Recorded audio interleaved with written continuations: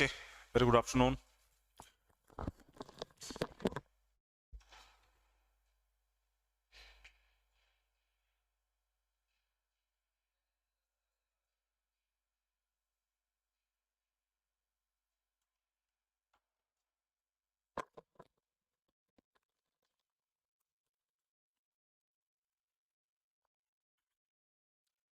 तो किसी बच्चे का कोई डाउट है तो आप अपना सवाल पूछ सकते हैं, नहीं तो हम चलते हैं अपने नेक्स्ट और लास्ट टॉपिक ऑफ लोकसभा पे।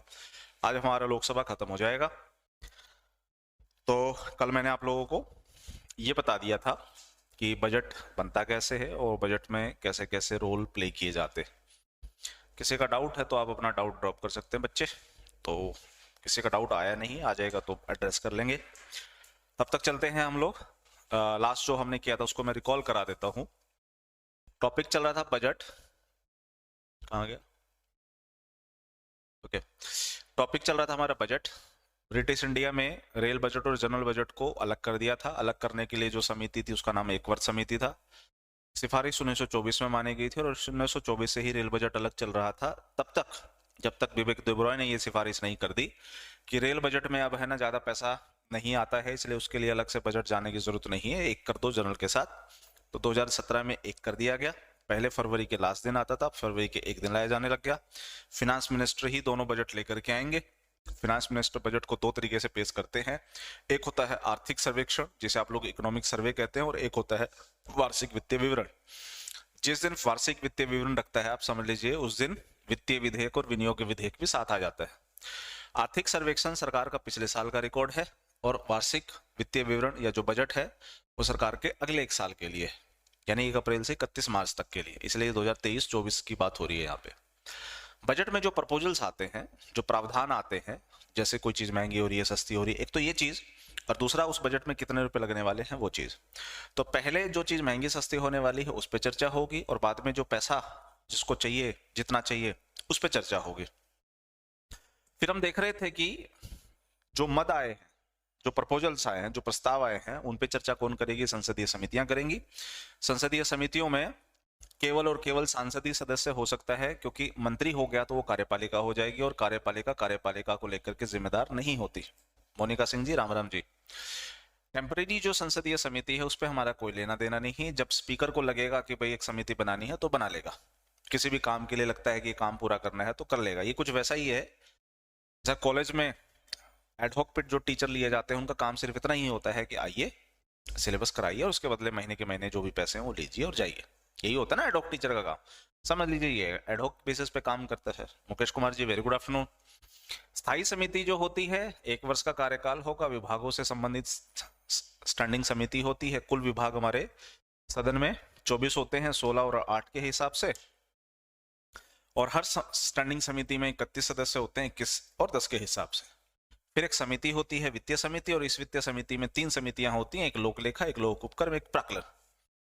लोक लेखा समिति का जो काम होता है वो महालेखा नियंत्रक परीक्षक के द्वारा लाए गए रिपोर्ट से होता है। और महालेखा नियंत्रक जो परीक्षक होता है वो कैसे आता, कैसे जाता, ये देख लिया। काम क्या होता है वो ये होता है, उस पर जांच होगी, रिपोर्ट बनेगी, प्रेसिडेंट को फॉरवर्ड की जाएगी, संसद को जाएगा और लोक लेखा समिति को जाएगा। लोक लेखा समिति को लगता है कि रिपोर्ट सही है, किसी तरह की दिक्कत नहीं, तो कोई दिक्कत नहीं है। लेकिन लोक लेखा समिति ने कह दिया कि घोटाला हुआ है, तो आप मान के चलिएगा घोटाला हुआ है। Very good afternoon dear student. यानी पास्ट में जितने भी घोटाले आप सुनते हैं, इसका मतलब ही यही होता है कि लोक लेखा समिति ने, सॉरी, महालेखा नियंत्रक परीक्षक ने ये बात बोली है और लोक लेखा समिति ने उस पर मोहर लगाई है। अगर वो रिपोर्ट केंद्र और राज्य की है तो वो करेगा, अगर वो रिपोर्ट लोक उपक्रम की है तो लोक उपक्रम समिति उसकी जांच करेगी। लोक उपक्रम समिति वो होती है जिसमें सरकार का और प्राइवेट प्लेयर का दोनों का पैसा लगता है। प्राक्कलन समिति जो होती है वो पैसे के मामले में जांच करती है। मुझे मेरा एक घर बनाना है और घर बनाने के लिए मुझे 25 लाख रुपए लगाने हैं, मान के चलिए ऐसा कुछ है। Very good afternoon dear Manjurani. तो 25 लाख रुपए लगाने। अब मैं तो एक्सपर्ट तो नहीं हूं, मुझे तो सिर्फ अपना घर बनाने में इतने लगाने। एक्सपर्ट कौन है? एक्सपर्ट तो आर्किटेक्ट है। मैं आर्किटेक्ट के पास गया, मैं बोला कि भाई मेरे को मेरा घर बनाना है, तो आर्किटेक्ट कहेगा हाँ ठीक है बना देते हैं। मैंने कहा कि उसे मैंने तो 25 लाख रुपए लगाने हैं और ये चीज मेरे घर में चाहिए। तो आर्किटेक्ट 3 चीज बोलेगा। पहला, बन जाएगा, कोई दिक्कत नहीं, 25 लाख आराम से हो जाएगा। दूसरी चीज 25 लाख, अरे जरूरत ही नहीं है, 20 लाख में कर दूंगा। तीसरी चीज 25 लाख, सवाल ही पैदा नहीं होता। जो तुम लगाना चाहते हो कम से कम 40 लाख लाख में लगेगा। अब समझिए कि ये मुझे कौन बता रहा है कि जो आप कर रहे हैं वो सही है कि गलत है, और कितना लगेगा, कितने में हो जाएगा, एक्सपर्ट बताएगा ना। तो इसी तरीके से आपने तो 48 लाख करोड़ रुपए मांग लिए, 48 लाख करोड़ रुपए लगेंगे कि नहीं लगेंगे उसकी भी तो जांच होनी चाहिए ना।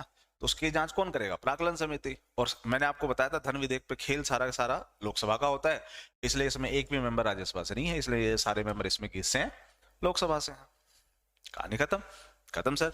और ये ध्यान रख लेना, कल को अगर संसदीय समितियों से संबंधित कुछ भी पूछा जाए कि इनके मामले में एक्शन कौन लेता है, तो आप हमेशा आंसर कीजिएगा स्पीकर। जो संसद का स्पीकर है वही एक्शन लेता है बेटा, इसके अलावा और कोई एक्शन नहीं लेता। मान के चलो कि भाई लोक लेखा समिति बनानी है तो कौन बनाएगा? स्पीकर बनाएगा सर। स्टैंडिंग समिति बनानी है, कौन बनाएगा? स्पीकर बनाएगा सर। कोई वित्तीय समिति बनानी है, कौन बनाएगा? स्पीकर बनाएगा सर। समझ में आया?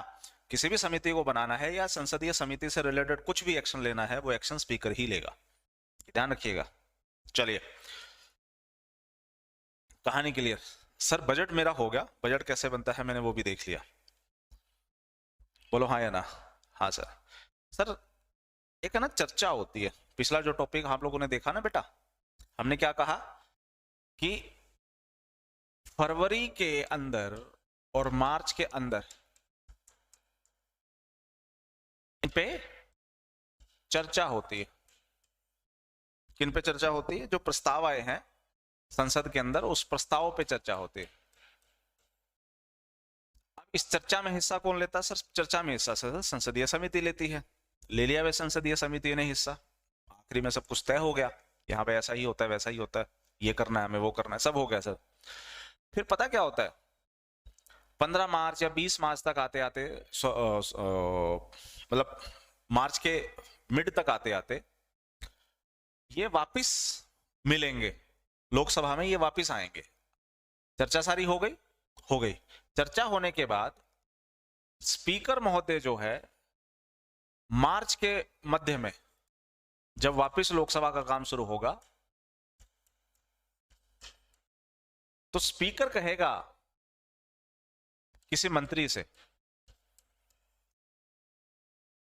चलो मेरे ख्याल से इसको छोड़ देते, ये डिटेल में हो जाएगा काफी, तो इतना डिटेल में करते नहीं, छोड़ देते इसको।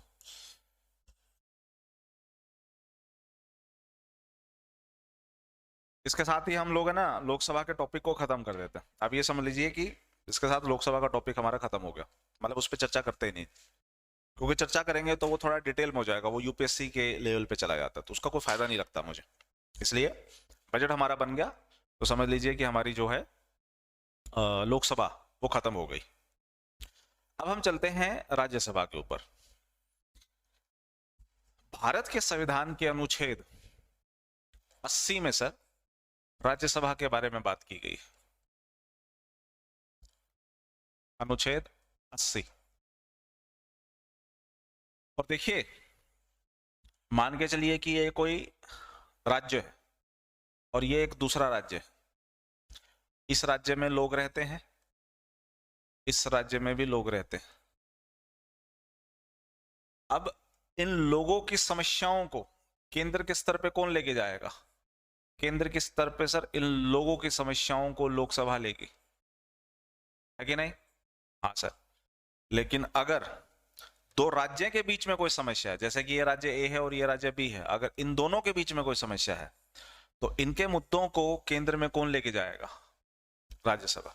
यानी लोगों के मुद्दों को लोकसभा और केंद्र के मुद्दों को मोटा मोटा करवा देते गुरुजी, कोई दिक्कत नहीं मोनिका, छोड़ देते हैं उसको, कोई फर्क नहीं पड़ता उसमें। कोई फर्क पड़ता तो जरूर बात करते उस पर, बट कोई फर्क नहीं पड़ता उससे, इसलिए सीधे राज्यसभा पे आ जाते हैं। तो लोगों की समस्या लोकसभा में सर, और राज्यों की समस्या जो है वो राज्यसभा में डिस्कस की जाती है।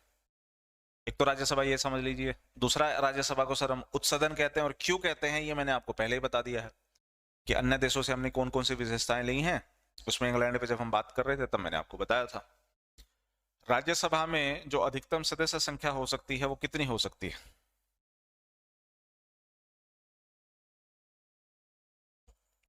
अधिकतम सदस्य संख्या जो राज्यसभा में हो सकती है कितनी हो सकती है सर? 250। इसमें से 238 जो सदस्य होंगे केंद्र और केंद्र शासित प्रदेश से लिए जा सकते हैं। सॉरी, माफी चाहूंगा, राज्यों व केंद्र शासित प्रदेश से लिए जा सकते हैं। लेकिन बाकी जो बच गए 12, ये कुछ मैं अलग से नहीं बता रहा, ये आप लोगों ने पढ़ा ही होगा, पढ़ ही लेते हैं कि 12 सदस्य भारत के राष्ट्रपति के द्वारा मनोनीत होते हैं और ये वो व्यक्ति होते हैं जिनको आर्ट यानी कला, जिनको साहित्य यानी लिटरेचर, सोशल वर्क सामाजिक कार्य, साइंस विज्ञान,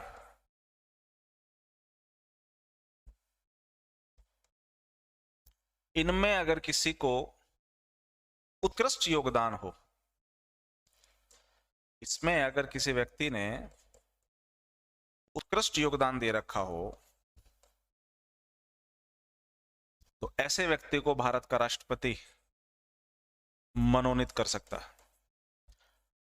अब ये बड़ी कंट्रोवर्सी चलती है कि कई लोग कहते हैं कि सर सचिन तेंदुलकर आया था, वो तो इससे नहीं आया था, वो तो स्पोर्ट्स से आया था। अब स्पोर्ट्स आपने लिखा नहीं है, तो कई जगह तो हमें ये बताया जाता है कि सचिन तेंदुलकर स्पोर्ट्स से नहीं आया था, कला के क्षेत्र से आया था।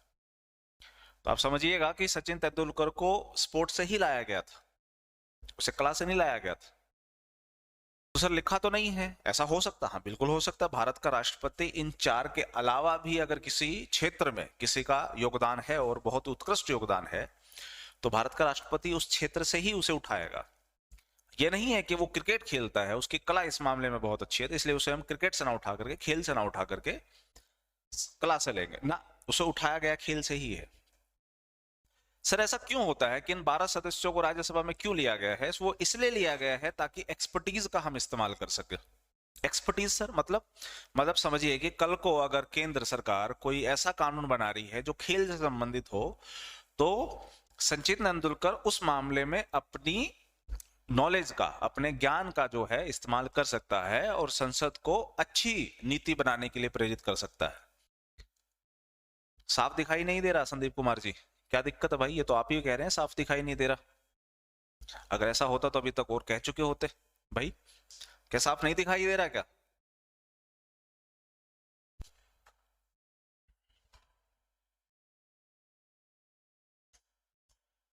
कोई नहीं, अब लिखूंगा तो अब बताना साफ दिख रहा है कि नहीं दिख रहा है। तो आप समझ में आ गया कि क्यों ये 12 सदस्य लिए जाते हैं? ताकि सर इनके क्षेत्र, जिन क्षेत्रों से ये आए हैं उन क्षेत्र से संबंधित अगर संसद में कुछ हो रहा है तो अपने उस ज्ञान का इस्तेमाल करके संसद को अच्छी नीति बनाने के लिए प्रेरित कर सकते हैं, इसलिए लाए जाते हैं। ये तो बात होगी अधिकतम सदस्य संख्या की। वर्तमान में सदस्य संख्या कितनी है?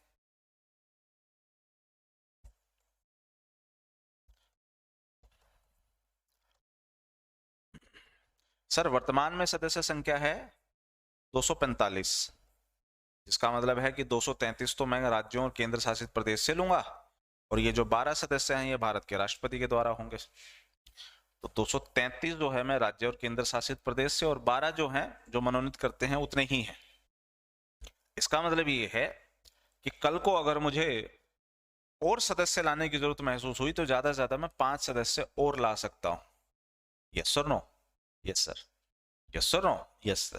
तो कब तक ये 5 सदस्य ला सकता हूं? सर आपने लोकसभा में बताया था कि ये जो नंबर डिसाइड होते हैं ये जनसंख्या पे डिसाइड होते हैं, और हमने जो जनसंख्या ली थी 1971 की ली है। 1971 की जनगणना के हिसाब से सर राज्यसभा की है ना इतनी सीट बनती थी, वो हमने बना दी तो ये बन गई। और 1971 की जनगणना को हम लोग 2000 के 26 की जो जनगणना होगी, सॉरी 2000 की जो 26 है तब तक तो सर हम इसे वैलिड रखेंगे। 2026 के बाद जो पहली जनगणना होगी उसके बाद सर तय करेंगे। तो इसका मतलब 2031 तक अगर राज्यसभा में नंबर बढ़ाने की जरूरत महसूस हुई तो सर मैं ज्यादा से ज्यादा 5 ही बढ़ा सकता हूं, और वो 5 मैं कहीं से ला सकता हूं, किसी राज्य से भी ला सकता हूं, किसी केंद्र शासित प्रदेश से भी लेके आ सकता हूं। लेकिन याद बताइए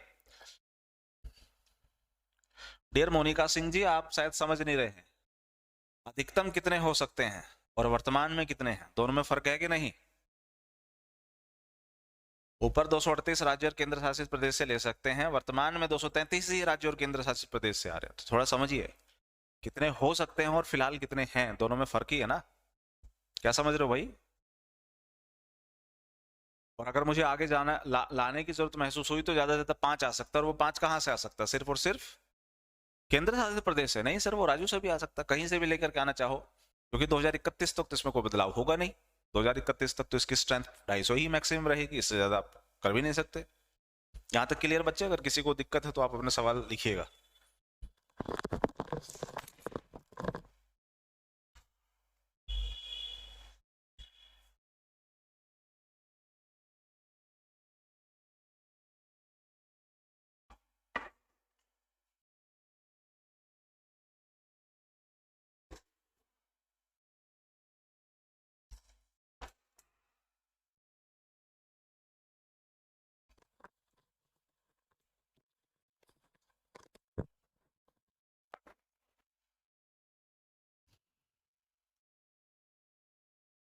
ओके, कोई दो राय नहीं, बढ़ो आगे।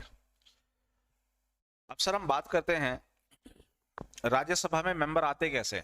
अब ये राज्यसभा है हमारी, इस राज्यसभा के अंदर मुझे सदस्य लेकर के आने हैं। कितने लेके आने हैं? चुनाव लड़ करके कितने आते हैं सर? चुनाव लड़ करके तो 233 आते हैं। हाँ, तो 233 प्लस 12 जो है होते हैं वो भारत के राष्ट्रपति के द्वारा मनोनीत होते हैं। तो अगर कोई भी व्यक्ति राष्ट्र मनोनीत वाले की तो बात ही मत करो, जो 233 इनकी बात करो। सर जो 18 प्लस वाले लोग होते हैं वो लोग चुनते हैं विधानसभा को। यस और नो? Yes sir. और अगर किसी को राज्यसभा में आना है उसकी कम से कम उम्र 30 साल होनी चाहिए, भारत का नागरिक होना चाहिए, वो तो रहेगा ही रहेगा। अगर उम्र 30 साल है और उस व्यक्ति को उस राज्य की विधानसभा ने अगर सपोर्ट कर दिया तो सर वो बंदा विधानसभा से होते हुए राज्यसभा में पहुंच, इसका मतलब राज्यसभा में जो जाया जा रहा है वो जनता के द्वारा सीधे नहीं आ रहे, वो विधानसभा के थ्रू आ रहे हैं, इसलिए ये अप्रत्यक्ष निर्वाचित लोग होते। चुनाव तो हो ही रहा है, चुनाव हो रहा है, लेकिन सर जनता के द्वारा नहीं, विधानसभा के द्वारा। बहुत अच्छी बात है देवेंद्र जी, क्लियर होने है तो होना भी चाहिए क्लियर। सर ये वोट पड़ते कैसे, थोड़ा सा ये बताओगे? क्योंकि विधानसभा का चुनाव जो है ना, हमें बड़ा कंफ्यूजन रहता है, मतलब हमें पता ही नहीं चल पाता कि कैसे वोट होता। मान के चलो कि सर विधानसभा ही है, हरियाणा की विधानसभा है, तो हरियाणा की विधानसभा से कैसे वोट पड़ेगा? समझाता हूँ। पिछले ही साल हरियाणा की विधानसभा से मेंबर गए, है ना? हाँ सर। तो अब देखिए मैं बताता हूँ कि क्या होता है।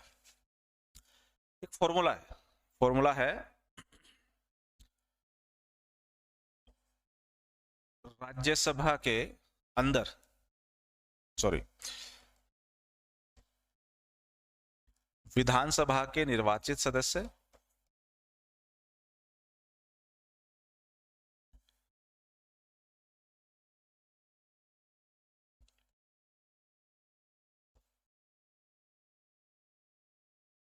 कर देना है आपको रिक्ति यानी वैकेंसी, प्लस कर देना है 1। ये होता है सर फॉर्मूला। एग्जाम्पल देके समझाता हूं ताकि आपकी समझ और अच्छी हो जाए। पिछले ही साल हरियाणा की जो राज्यसभा की सीट होती है सर वो 5 होती है, और पिछले साल 2 सीट खाली थी, 2 सीट खाली हो गई थी, तो इसका मतलब है कि सिर्फ 2 ही सीटों पे चुनाव होगा। विधानसभा के जो निर्वाचित सदस्य हैं या मतलब मैक्सिमम हो सकते हैं सर वो 90 हो सकते हैं, लेकिन होता क्या है कि उस 90 में से 2 सदस्य ऐसे हैं जो विधानसभा में नहीं थे, मतलब वो खाली था सीट, तो 90 माइनस 2 कितने गए? 88। तो अभी जो विधानसभा में निर्वाचित सदस्य हैं वर्तमान में वो 88 है, पिछले साल की बात बता रहा हूं। कितने पद की रिक्ति है? 2 पद की रिक्ति। मैक्सिमम हरियाणा की विधानसभा से 5 हो सकते हैं, लेकिन पद की रिक्ति सिर्फ 2 ही है, तो वैकेंसी प्लस 1 कर दो भैया, 2 प्लस 1 कर दो यानी 3 कर दो, है ना? 2 की रिक्ति थी तो 2 प्लस 1 कर दो, तो इसको डिवाइड करोगे तो कितना आएगा? 29.33 आएगा बच्चे, 29.33। यानी वो 2 लोग जो राज्यसभा में जाना चाहते हैं उनको कम से कम कितना वोट मिलना चाहिए?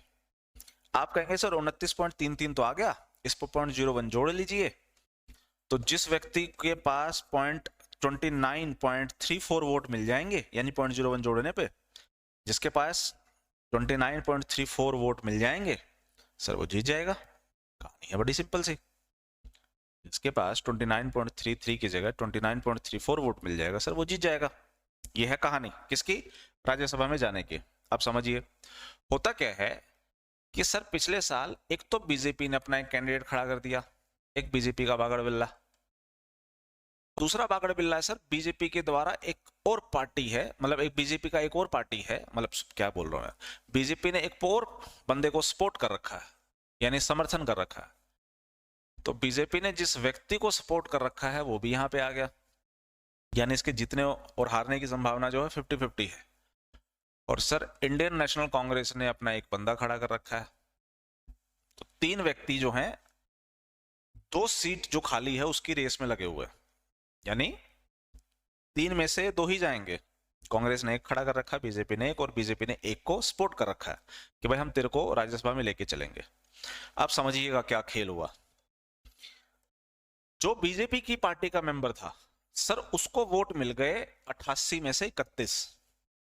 तो सर वो तो निसंदेह जीत गया, जीतना ही था, क्योंकि बीजेपी के जो लोग हैं वो तो वही करेंगे ना जो उनका पार्टी का मेंबर होगा, उसी को तो वोट देंगे। तो बीजेपी ने वोट दे दिया, कितना? 31। कहानी के लिए यहां तक की। और जो बीजेपी ने जिस व्यक्ति को सपोर्ट कर रखा था उसको वोट मिल गए 28, ठीक है। और जो कांग्रेस ही था उसको वोट मिल गए सर 29। तो अब देखिए 29 plus 28 plus 31 is equal to 88। इतने ही तो नहीं विधानसभा के सदस्य हैं, तो 88 वोट मिल गए। बोलो हाँ या ना? हाँ सर। अब बेटा इसमें से जीतेगा कौन? सर बीजेपी वाला तो निसंदेह जीत गया, उसमें तो कोई दो राय नहीं। अब बची गरारी जो फंसी है वो सपोर्ट वाले की और जो कांग्रेस का मेंबर है उसकी। और सर जीतने के बहुत नजदीक का कांग्रेसी। यहाँ एक गड़बड़ी और हुई थी, अगर आप लोगों ने न्यूज में देखा हो तो, कि जो कुलदीप बिश्नोई है उसने क्रॉस वोटिंग कर दी थी, है कि नहीं? याद अगर आ रहा होता तो कुलदीप बिश्नोई ने क्रॉस वोटिंग कर दी थी। अगर उसने कांग्रेस को वोट डाल दिया होता तो निसंदेह माकन जी जीत जाते। अजय माकन चुनाव में थे और वो जीत जाते, लेकिन नहीं जीते वो। क्यों? क्योंकि कुलदीप बिश्नोई ने क्रॉस वोटिंग कर दी थी, देना था कांग्रेसी को, दे दिया था बीजेपी को। ये पंगा हो गया था। अब होता क्या है सर, मुझे एक व्यक्ति को और भेजना है, इलेक्शन कमीशन को तो और भेजना है, और दोबारा चुनाव करवा नहीं सकते क्योंकि राज्यसभा में जो चुनाव होता है अप्रत्यक्ष और अनुपातिक प्रतिनिधित्व प्रणाली और एकल हस्तांतरणीय मत से होता है। तो एकल हस्तांतरणीय मत का क्या मतलब होता है कि इसके जो वोट हैं, जो नंबर ऑफ सीट जब ज्यादा लेके बैठा उसके वोट ट्रांसफर होंगे। अब देखिए 31 वाला जो जीता इसके पास एक्स्ट्रा कितने वोट हैं? एक्स्ट्रा सर इसके पास 1.66 एक्स्ट्रा वोट है। बोलो हाँ या ना? क्योंकि ये बंदा तो जीत जाएगा 29.34 पे, तो उसके पास एक्स्ट्रा कितने हुए? तो 29.34 में 1.66 जोड़ोगे तो कितने हो गए? 31 हो गए ना। तो इसके पास एक्स्ट्रा वोट कितने हैं? जब 29.34 से तुम जीत ही रहे हो तो तुम्हारे पास जो बचा वो एक्स्ट्रा है 1.6। इसने वो सीट दे दी किसको? उसने वो नंबर किसको दे दिया सर? जो बीजेपी ने सपोर्ट कर रखा था। जैसे ही इसको नंबर मिला वैसे ही ये कितने होंगे बेटा? ये हो गए सर 29.66। और जैसे ही 29.66 हुआ, ये तो इससे ज्यादा है, वल्ला हबीबी सर ये बंदा जीत गया। लॉजिकली कांग्रेस को जीतना चाहिए था, लेकिन बीजेपी और बीजेपी के सपोर्टेड मेंबर जो हैं दोनों के दोनों 29.34 से आगे चले गए, दोनों जीत गए। सर कांग्रेस का जो अजय माकन था बेचारा मुंह सुजा के बैठ गया कि यार मेरे को तो अच्छे वोट मिले थे, फिर भी मैं राज्यसभा में नहीं जा पाया। बड़ी दिक्कत वाली बात। खैर कहानी समझ में आ गई कि किस तरीके से नंबर ऑफ कैंडिडेट जाते हैं और किस तरह से वोटिंग होती है। यहां तक बच्चे किसी का डाउट है तो बताओ, क्योंकि सारा टेक्निकल खेल यही है। मुझे याद है कि जब ये चुनाव हो रहे थे तो बहुत सारे बच्चों ने मुझे अपनी क्वेरीज भेजी, सर ये कैसे होता, वो कैसे होता है। और आशा ये करूंगा कि, हालांकि आशा तो नहीं करनी चाहिए, लेकिन लगता है कि आप लोगों का, कई लोगों का डाउट होगा ये। अगर किसी का डाउट है, क्लियर हो गया है, तो इससे अच्छी बात कुछ और नहीं हो सकती। अगर नहीं क्लियर है तो बताइए कि कहाँ दिक्कत है।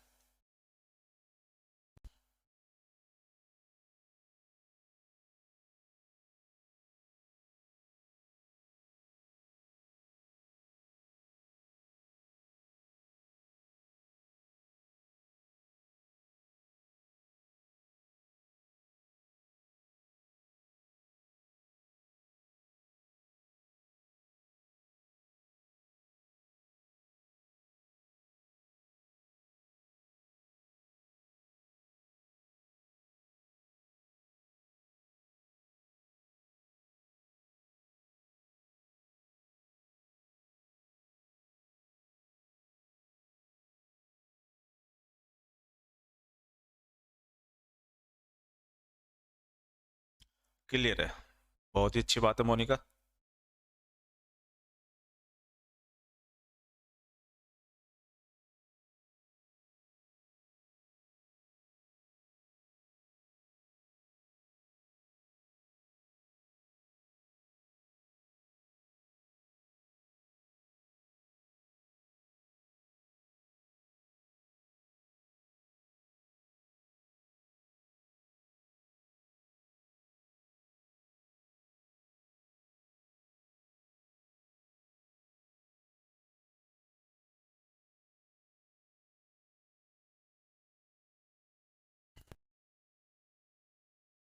सर जी सब सर अपना नेम बताते हैं, आपने नाम क्या है?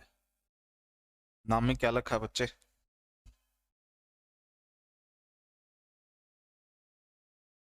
इसको मेरा नाम ढूंढना है वो तो वैसे ही ढूंढ लेगा। आपकी जो क्लास लगती है उस क्लास को देखोगे तो ऐसे ही पता चल जाएगा, है ना। चलो मुद्दे पे बात करते हैं। सर हमने नंबर, हमने मतलब कैसे इलेक्शन होता है वो तो पता चल गया। अब जो ये राज्यसभा के अंदर जो मेंबर आते हैं, ये बन गई हमारी राज्यसभा। तो सर राज्यसभा में जो मेंबर आते हैं वो कितने साल के लिए रहेंगे, यानी उनका कार्यकाल कितना रहेगा?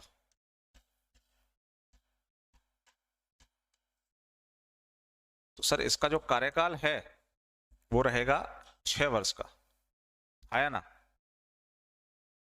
राज्यसभा का कार्यकाल कितना है? 6 वर्ष का। नहीं सर, राज्यसभा का कोई कार्यकाल नहीं होता, क्योंकि राज्यसभा एक स्थायी सदन है। तो कृपया करके ये मत बोल देना कि राज्यसभा का जो कार्यकाल है वो 6 वर्ष होता। राज्यसभा का कार्यकाल 6 वर्ष नहीं होता, राज्यसभा तो स्थायी सदन है, मतलब ये कभी भंग नहीं होती। इसका मतलब ये समझ लीजिए कि 1952 में जो राज्यसभा बनी थी वो आज तक बनी हुई है, लेकिन जो लोकसभा में, सॉरी, जो राज्यसभा में जो जाएगा, जो सदस्य जा रहा है, दरअसल उसका कार्यकाल 6 वर्ष होगा। समझ में आई कहानी? राज्यसभा का कार्यकाल 6 वर्ष नहीं होता, राज्यसभा जो होती है वो तो स्थायी होती है। राज्यसभा के अंदर जो सांसद जा रहा है उसका कार्यकाल 6 वर्ष होगा, ये ध्यान रख लीजिएगा। और साथ साथ ये भी बोला गया है कि राज्यसभा जो है प्रत्येक 2 वर्ष बाद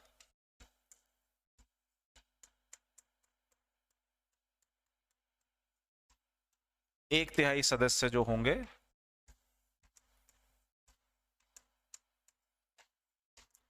सेवानिवृत्त हो जाएंगे।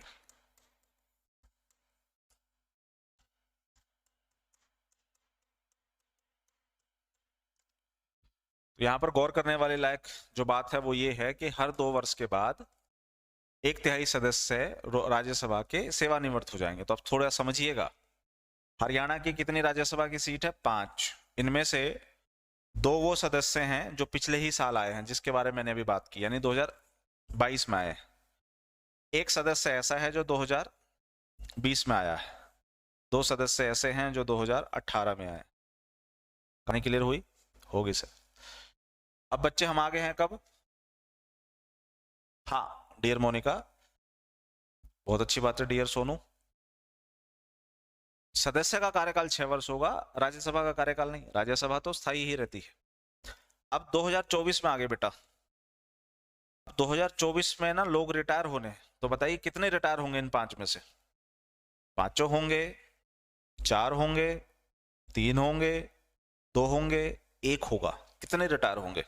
आप कहेंगे सर जिनके 6 साल पूरे हो रहे हैं वो रिटायर कर जाएंगे। 2018 वाला जो व्यक्ति है, जो आए थे उस समय, 2024 में उन्हीं के 6 वर्ष हो रहे हैं। तो इसका मतलब ये 2 वर्ष बाद जो एक तिहाई सदस्य रिटायर हो रहे हैं, ये वो एक तिहाई होते हैं जिनके 6 वर्ष पूरे हो रहे हैं। समझ में आ रही है कि नहीं आ रही कहानी? तो ये रिटायर होंगे, यानी ना कि ये रिटायर होंगे, क्योंकि इनका कार्यकाल अभी 6 वर्ष नहीं हुआ है। इसका तो अभी पिछले साल आया ही है, और 2020 वाले का तो अभी तीसरा ही साल चल रहा है। तो साफ है सर, अभी 3 साल और काम करेगा, 2024 में रिटायर होगा, इसका रिटायरमेंट होगी इसके। चलो सर समझ में आ गया। अब जो व्यक्ति रिटायर हो गया, अब ये 2 व्यक्ति रिटायर हो गए सर, क्या ये वापस राज्यसभा में आ सकते हैं क्या? हाँ, दोबारा चुनाव लड़ो, जीतो, पहुंच जाओ राज्यसभा में। मतलब सर इनकी रिटायरमेंट एज नहीं होती ना, आप आओ, जीतो, कार्यकाल पूरा करो, वापिस दोबारा चुनाव लड़ो, जीतो, वापिस आ जाओ अगले। यानी आप बार बार रिपीट होकर के आना चाहो तो आ सकते हो, कोई प्रॉब्लम नहीं, बकायदा जीतना है। जीत के आओ, को हमें कोई दिक्कत नहीं, बन जाओगे सदस्य। ठीक है, ठीक है सर। राज्यसभा में सर एक व्यक्ति होता है जो राज्यसभा का हेड होता है, जिसे हम लोग सभापति कहते हैं। और अगर सभापति ना हो तो उसकी सूरत में राज्यसभा में एक उपसभापति होता है।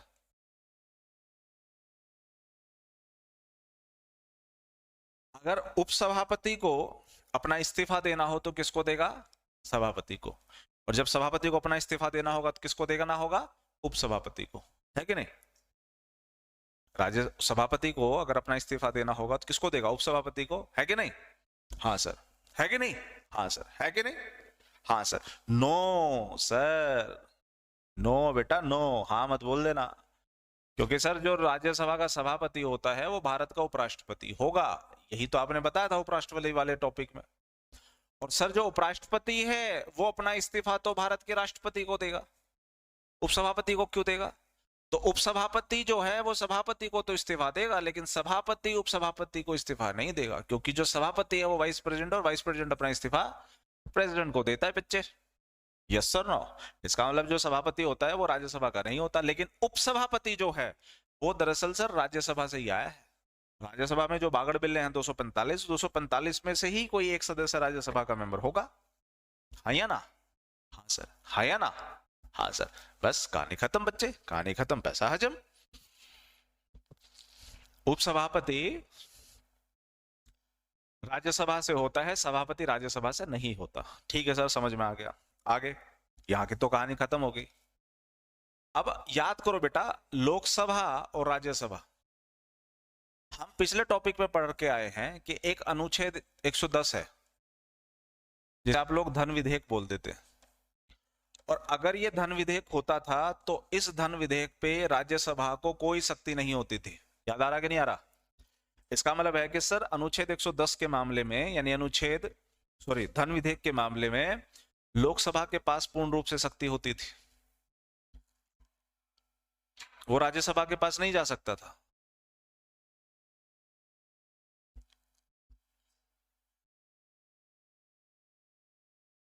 हैं? मेरे वाले में नहीं आते वो, डिपेंड करता ना पर्सन टू पर्सन।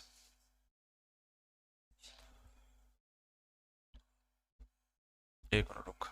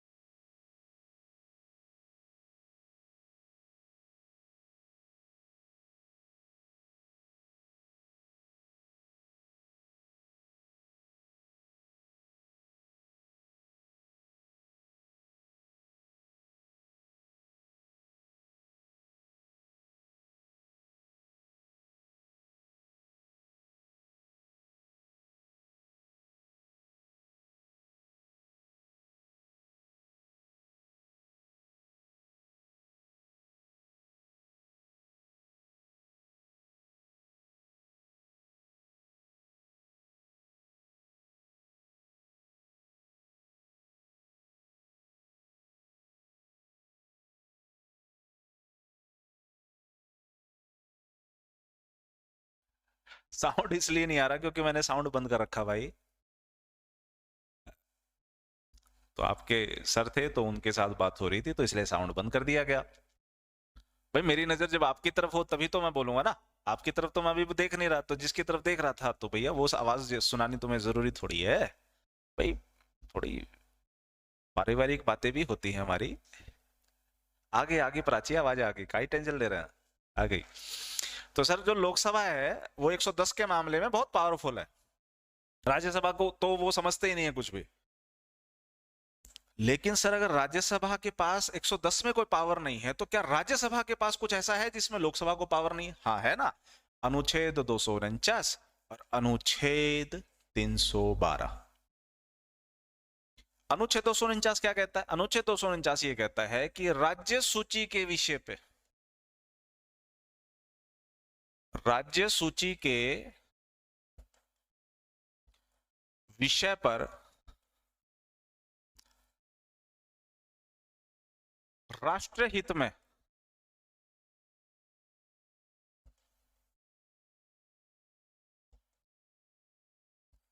कानून बनाना अनिवार्य हो जाए,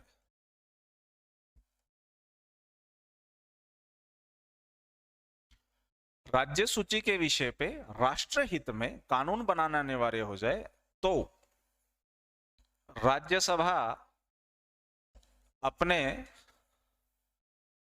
सदन के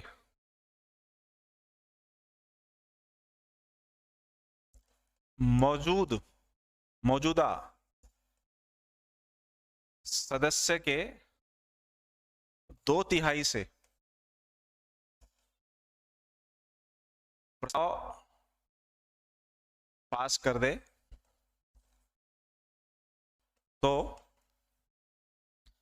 मौजूदा सदस्य के 2/3 से प्रस्ताव पास कर दे तो संसद कानून बना सकती है।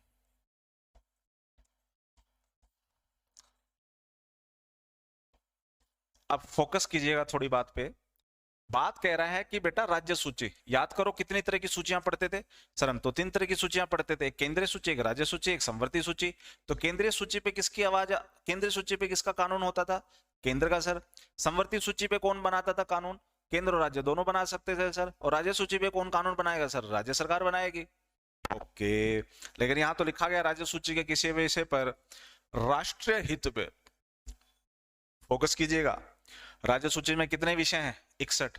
अगर इन विषय में से, जो मेरे टेलीग्राम चैनल से जुड़े हुए हैं, मैंने कल रात को ही 7वीं अनुसूची के हर सब्जेक्ट को मैंने एक पीडीएफ जो है मेरे टेलीग्राम पे दे दिया था। जो बच्चा मेरे टेलीग्राम से नहीं जुड़ा है वो जुड़ सकता है। रोहन हिमांशु झा, आप ये सर्च करें टेलीग्राम पे, मैं मिल जाऊंगा। 2 चैनल हैं, एक चैनल ये है जिस पे आप ज्वाइन करेंगे, ये मेन चैनल है, इस पे आप किसी तरह की बात वार्तालाप नहीं कर सकते मेरे से, उस पे मैं ही जो भेज रहा हूँ वही वे है। जिधर मेरा प्रोफाइल सेक्शन है उस तरफ एक छोटा सा मैसेज का ऑप्शन होगा, जब आप उसे क्लिक करेंगे तो आप एक दूसरे ग्रुप में पहुंचेंगे, और जब आप एक दूसरे ग्रुप में पहुंचेंगे तो वो ग्रुप जो है वो चिट चैट का ग्रुप है, वहां आप मुझसे सवाल जवाब कर सकते हैं। और यहाँ आपको समय समय पे वो पीडीएफ जो काम की लगी मुझे तो मैं फॉरवर्ड कर दूंगा। बाकी फाइल सेक्शन में नोट्स वगैरह पड़े हैं, पॉलिटी के, ज्योग्राफी के मैंने जो पहले डाले थे वो मिल जाएंगे आपको, तो अगर लगे डाउनलोड करने लायक तो वो कर लेना, और नहीं लगे तो कोई दिक्कत नहीं है। लेकिन ध्यान रखिएगा कि मैं ज्यादातर जो यहाँ पर काम करता हूँ वो थोड़ा यूपीएससी से रिलेटेड काम करता हूँ। खैर बढ़िया, आगे। तो राष्ट्र हित में अगर ऐसा हो किसी भी राज्य सूची के विषय पे कानून बनाना, तो फिर मुझे राज्य सरकार से परमिशन लेने की जरूरत नहीं है।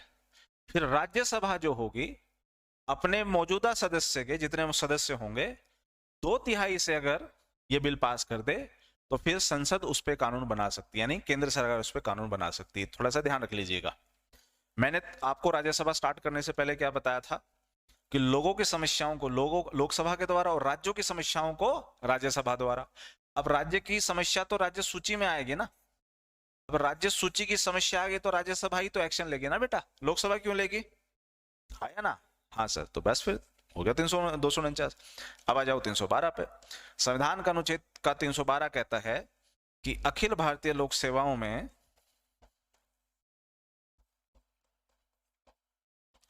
अखिल भारतीय लोक सेवाओं में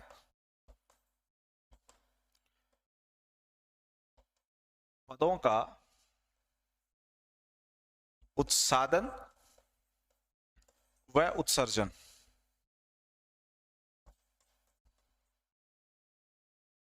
कर सकती। थोड़ा सा फोकस कीजिएगा, यहां पर एक शब्द है जिसका नाम है अखिल भारतीय लोक सेवा। अगर उसमें किसी तरह के पदों का उत्सादन व उत्सर्जन करना हो, बहुत अच्छी बात है मोनिका जी, आप तो इंटेलिजेंट निकले, है कि नहीं? चलो बहुत अच्छी बात है।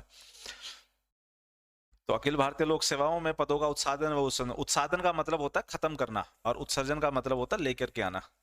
तो अगर अखिल भारतीय लोक सेवाओं से संबंधित अगर कुछ भी करना है तो सर राज्यसभा करेगी, लोकसभा नहीं करेगी। तो 249 312 में इनके पास पावर है, इनके पास नहीं है। तो 312 में अखिल भारतीय लोक सेवा। सर ये अखिल भारतीय लोक सेवा क्या होती है? वो सेवाएं अखिल भारतीय लोक सेवाएं होती हैं जिनकी नियुक्ति जो है वो केंद्र ने की है और काम जो है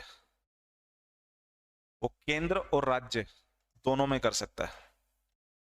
वो केंद्र में भी कर सकता है और राज्यों में भी काम कर सकता है। नियुक्ति तो उसको दी है केंद्र ने, लेकिन काम कहां कर सकता है? काम कर सकता है वो दोनों ही जगह, केंद्र में भी और राज्य में भी। अब जैसे कि जिस शहर में आप रह रहे हैं उस शहर में या उस सिटी में क्या कोई आईएएस ऑफिसर है? बोलो हाँ या ना। शहर तो नहीं कहूंगा, मैं डिस्ट्रिक्ट कहूंगा। जिस डिस्ट्रिक्ट से आप बिलोंग करते हैं क्या उस डिस्ट्रिक्ट के अंदर कोई कलेक्टर बैठता है क्या? बोलो, कोई कलेक्टर बैठता है क्या? हाँ सर बैठता है ना। तो बेटा कलेक्टर जो होता है वो कौन होता है? वाईएससी तो होता है। तो आप सोचिए कि काम तो हरियाणा में कर रहा है और हरियाणा के किसी एक जिले में काम कर रहा है। नियुक्ति उसको किसने दे रखी है? केंद्र ने दे रखी है।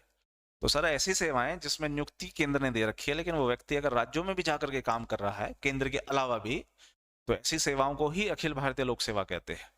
भारत में 3 सेवाएं अखिल भारतीय लोक सेवा है, जिसमें पहली है आईएएस सर, दूसरी है आईपीएस सर और तीसरी है आईएफएस। और यहाँ आईएफएस का मतलब आईएफओएस से है। आईएफएस का मतलब इंडियन फॉरेन सर्विस नहीं, इसका मतलब है इंडियन फॉरेस्ट सर्विस। एफओ मतलब फॉरेस्ट लगाइएगा। तो Indian administrative service IAS, Indian police service IPS और इंडियन फॉरेस्ट सर्विस, 3 सेवा ही अखिल भारतीय लोक सेवा है। इंडियन फॉरेन सर्विस क्यों नहीं सर? इंडियन फॉरेन सर्विस इसलिए नहीं क्योंकि बेटा उसकी नियुक्ति केंद्र ने की है लेकिन वो काम करता है भारत से बाहर, क्योंकि फॉरेन सर्विस है ना, विदेश सेवा। तो विदेश सेवा तो विदेश में ही रह के काम करेगा, तो इसलिए वो भारत से बाहर रह के काम कर रहा है, तो इसलिए उसे अखिल भारतीय लोक सेवा तो नहीं कह सकते। आईएएस सर भारत में केंद्र में भी काम करता है और राज्यों में भी काम करता है, जिसका मैंने एग्जांपल दिया। आईपीएस भी ऐसा ही होता है सर। ये जो एसपी होता है जिसे कप्तान कप्तान कह देते हैं वो भी यही है। और फिर इंडियन फॉरेस्ट सर्विस। ये है सर 3 पद जिसमें अखिल भारतीय लोक सेवाएं कहते हैं। अच्छा सर एक बात बताइए, क्या कोई चौथी सेवा भी अखिल भारतीय लोक सेवा हो सकती है? हाँ बिल्कुल, अगर 312 में राज्यसभा ऐसा कह दे कि जोड़ने की जरूरत है तो जोड़ सकते हैं आप। तो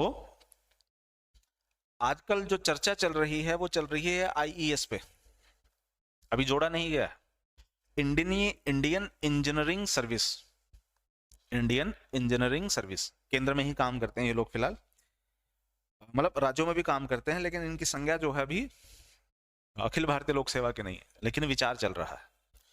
तो ये है कहानी डियर जी राज्यसभा की। राज्यसभा के आने से लेकर के जाने तक की मैंने कहानी खत्म कर दी। यहां तक अगर किसी बच्चे को दिक्कत है तो आप मुझसे सवाल कर सकते हैं, नहीं तो यहां तक की मेरी कहानी खत्म। मतलब आपका संसद का जो पार्ट है बच्चे वो मैंने खत्म कर दिया। मैंने राष्ट्रपति का टॉपिक खत्म कर दिया, उपराष्ट्रपति का टॉपिक खत्म कर दिया, प्रधानमंत्री का टॉपिक खत्म कर दिया। महान्यायवादी के साथ राज्यों के महाधिवक्ता के साथ मैंने सोलिसिटर जनरल को भी खत्म कर दिया, लोकसभा को खत्म कर दिया। लोकसभा में हमने लोकसभा की पूरी प्रोसेस को और लोकसभा के स्पीकर और डेप्टी स्पीकर उसमें आने वाले सदस्यों के बारे में मैंने बात कर ली। उसके बाद राज्यसभा के अंदर मैंने बात कर ली आने से जाने तक का, कैसे मेंबर आते हैं उस पर और इसका काम क्या होता है। काम हर मामले में ये लोकसभा के बराबर ही होता है सर, एक्सेप्ट अनुच्छेद 110। अगर अनुच्छेद 10 की 110 की बात हो रही है तो राज्यसभा वहां पर प्रभावशील हो जाता है, सॉरी निष्क्रिय हो जाता है। लेकिन अगर अनुच्छेद 249 312 है तो वहां सर लोकसभा निष्क्रिय हो जाती है। लेकिन अगर अनुच्छेद 110 249 और 312 अगर इन तीनों में से किसी चीज की बात नहीं हो रही तो सर लोकसभा और राज्यसभा बिल्कुल बराबर ही होते हैं, ना कम ना ज्यादा। इन 3 आर्टिकल को छोड़ने के बाद ये दोनों ही सदन बराबर होते हैं, ना कम ना ज्यादा। कहानी क्लियर होगी बच्चा? यहां तक अगर किसी बच्चे का डाउट है तो पूछिए, नहीं तो आज की क्लास को मैं यहीं खत्म करूंगा। मैं खत्म आज की क्लास को इसलिए भी करूंगा, मैं कम से कम 10 या 15 मिनट पहले ही क्लास खत्म कर रहा हूं, क्योंकि मैंने आपको कमिटमेंट दिया था कि संसद को एक बार मैं खत्म कर लेता हूं। संसद खत्म हो गया मेरा तो मैं आपका ज्योग्राफी स्टार्ट कर दूंगा, है ना। मैंने आपको बोला था कि अगर संसद मैंने एक बार खत्म कर दी तो मैं आपकी ज्योग्राफी स्टार्ट कर दूंगा। ज्योग्राफी अब तक हुई नहीं, तो कल से हम ज्योग्राफी स्टार्ट करेंगे और अगले 10 दिन आपकी जो है ज्योग्राफी ही चलाएंगे, ज्योग्राफी के अलावा कुछ भी नहीं चलाएंगे। तो जब ज्योग्राफी से थोड़ा सा पेट भर जाएगा आपका, तो वापस जहां हमने लोग पॉलिटी को छोड़ा होगा फिर वहां से कंटिन्यू कर लेंगे। क्लियर बच्चे? कोई दुविधा तो नहीं है, कोई दिक्कत तो नहीं है? अगर दुविधा दिक्कत है तो आप अपने सवाल को रखिए, नहीं तो आज की कहानी को खत्म करते हैं।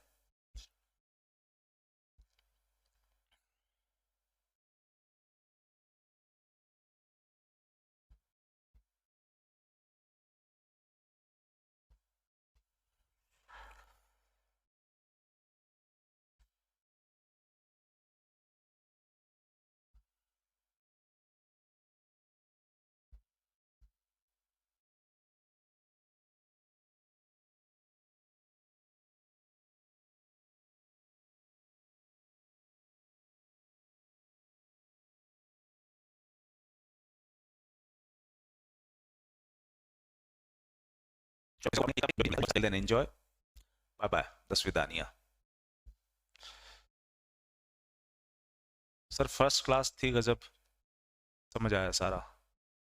बहुत अच्छी बात है डियर सोनू जी, बहुत ही अच्छी बात है बच्चे, थैंक यू सो मच।